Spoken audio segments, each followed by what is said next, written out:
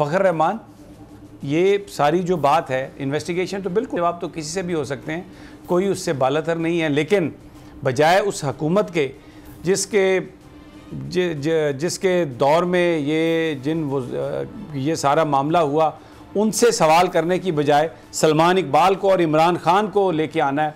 और ये does it make any कोई इसकी आपको कोई लगता है कोई सॉलिड फुटिंग आपको इस रैशनल आपको लगती है इस आर्गूमेंट में? बात यह कि समी साहब के पहले दिन से ये बात अब कही जा रही है कि जी पहले तहकीकात मुकम्मल हो दें, बेबुनियाद कोई इल्ज़ामात की बात ना करे।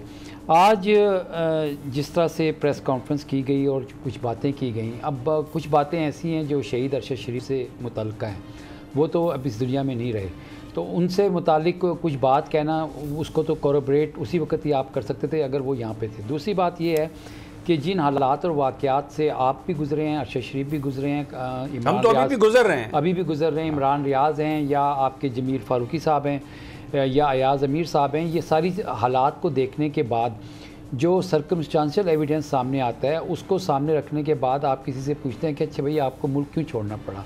और अगर कोई आज ये बात करता है कि उनको यहाँ पे कोई ख़तरा नहीं था और वो किस तरह से गए, सारी तफसीलात भी आपके पास है, तो ऑनेस्टी का तकाजा तो ये था कि भाई आप पूछते, आप कहते हैं तहकीकात मुकम्मल होने के बाद आप ये बात नहीं, मैं तो अगर आप जब ये कहते हैं कि वो हमसे राब्ते में थे तो आप कहते हैं क्यों आप भैया आप किधर जा रहे हैं, आपको क्या खतरा है, आपको क्या डर है, हम आपको प्रोटेक्शन देंगे, आप रोक सकते थे।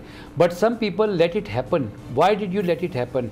और अच्छा चलें वो दुबई चले गए, अब ये बात तो आ रही है कि यहाँ से दुबई हुकाम को किसी ने कहा कि जी इनको यहाँ से या टेलीफोन उनका खुला था, जो दुबई हुकाम उनसे बात कर रहे थे वो यहाँ पे लोगों ने सुनी भी है और उनके पास रिकॉर्डिंग भी है। तो फिर आप अब ये देखें ना, फिर क्या इसको हम और उसमें वो ये है कि वो बता रहे हैं कि जी उसने कहा उसके कहने पर हम ये कर रहे हैं, सब कुछ उसमें है। देखिए तो ये अगर चाहते हैं DGISPR तो वो उनको पकड़ सकते हैं उन लोगों को, जिससे ये जाहिर हो जाएगा, साबित हो जाएगा कि वो वीजा एक्सपायर होने पर नहीं गए थे, उनको वहां से भेजा गया, जी जबरदस्ती भेजा गया, तो जाहिर है गवर्नमेंट का प्रेशर था ना। देखें एक हमेशा एक शख्स की ना डाइंग स्टेटमेंट भी होती है कानून में, ये उसके साथ कोई लिंक हो सकता है।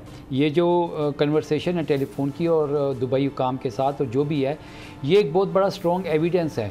तो कहने का मेरा मकसद ये है कि मुझे सम हाउ फील ऐसे हो रहा है कि जैसे मामले को किसी और तरफ डाइवर्ट किया जा रहा है, और अगर पिछले 2 दिन के अंदर जो हालात और वाक़यात सामने आई हैं उसमें लग ऐसे रहा है कि मलबा किसी और के ऊपर डालने की कोशिश की जा रही है। मैं आज आपके सामने लॉन्ग मार्च का ऐलान कर रहा हूँ, जुमे को मैं लीड करूँगा उसको।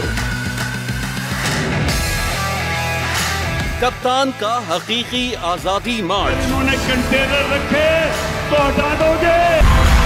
दिन हो या रात, वो न्यूज 24 घंटे रहेगा साथ।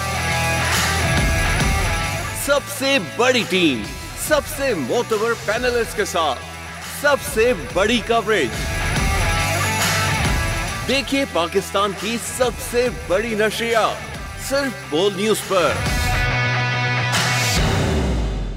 सबसे ज्यादा व्यूज, सबसे ज्यादा रील्स और सबसे ज्यादा रेटिंग के साथ बोल अब भी नंबर 1 पोजीशन पर बरकरार। सब्सक्राइब करें और बेल दबाएं ताकि कोई खबर रह न जाए।